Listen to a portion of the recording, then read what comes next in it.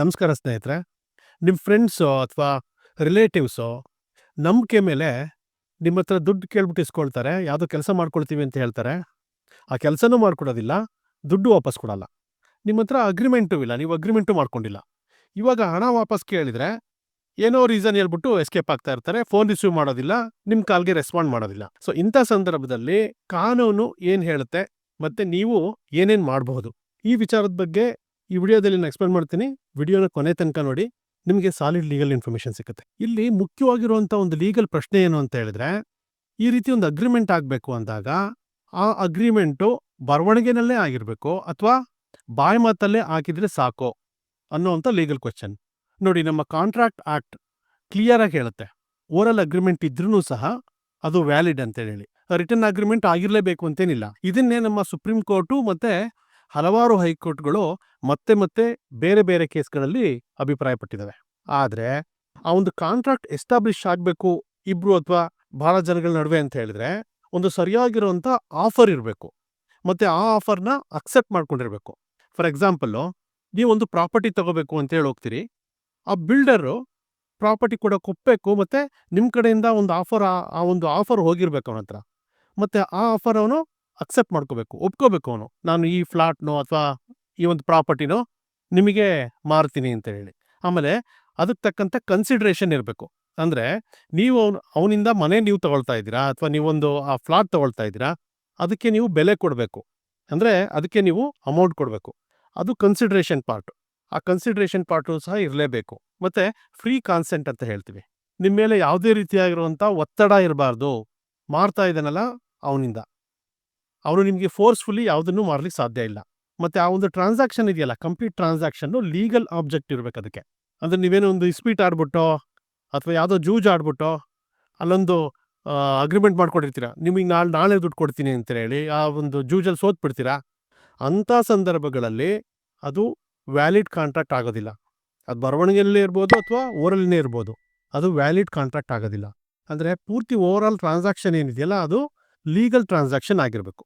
ಅಂದರೆ ಯಾವ ವಿಚಾರ ತುಂಬ ಇಂಪಾರ್ಟೆಂಟ್ ಆಗುತ್ತೆ ಅಂತ ಹೇಳಿದ್ರೆ, ಒಂದು ಕಾಂಟ್ರಾಕ್ಟು ಅಥವಾ ಒಂದು ಅಗ್ರಿಮೆಂಟು ಎಸ್ಟಾಬ್ಲಿಷ್ ಆಗಬೇಕು ಅಂತ ಹೇಳಿದರೆ ಅದು ಓರಲ್ಲೇ ಇರ್ಬೋದು ಅಥವಾ ರಿಟನ್ನೇ ಇರ್ಬೋದು, ಪ್ರೂಫ್ ಆಫ್ ಟ್ರಾನ್ಸಾಕ್ಷನ್ ಸರಿಯಾಗಿರಬೇಕು.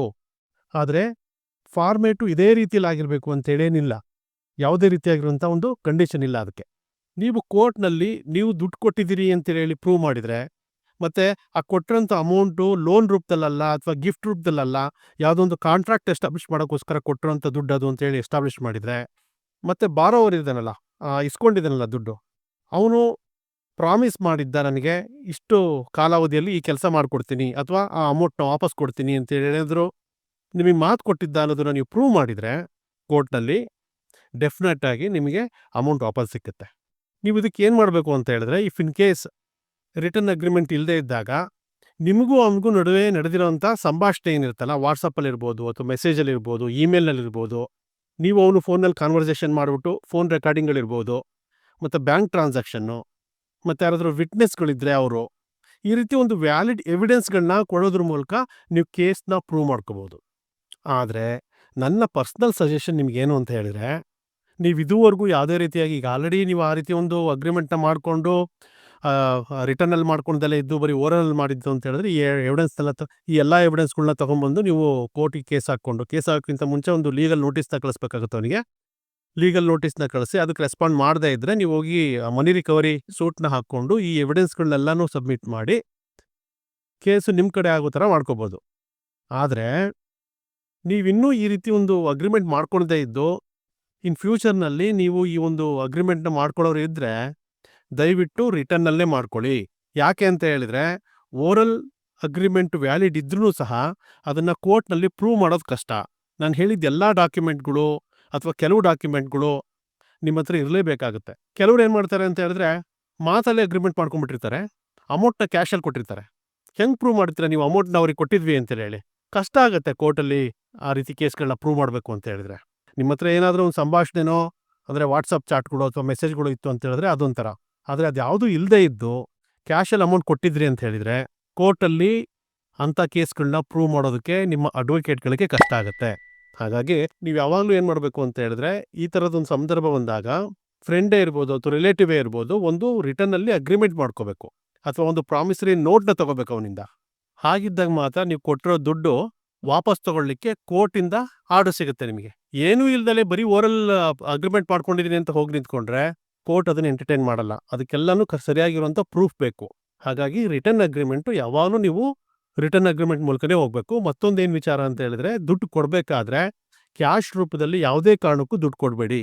ಐದರ್ ಚೆಕ್ಕೋ, ಡಿ.ಡಿನೋ ಅಥವಾ online transaction, bank to bank online ಟ್ರಾನ್ಸಾಕ್ಷನ್ನ ಮಾಡಿದ್ರೇ ನಿಮಗೆ ಕೇಸು ಸ್ಟ್ರಾಂಗ್ ಆಗಿರುತ್ತೆ. ಇಷ್ಟು ಹೇಳಿ ಈ ವಿಡಿಯೋ ಮುಗಿಸ್ತಾ ಇದ್ದೀನಿ ಸ್ನೇಹಿತರೆ.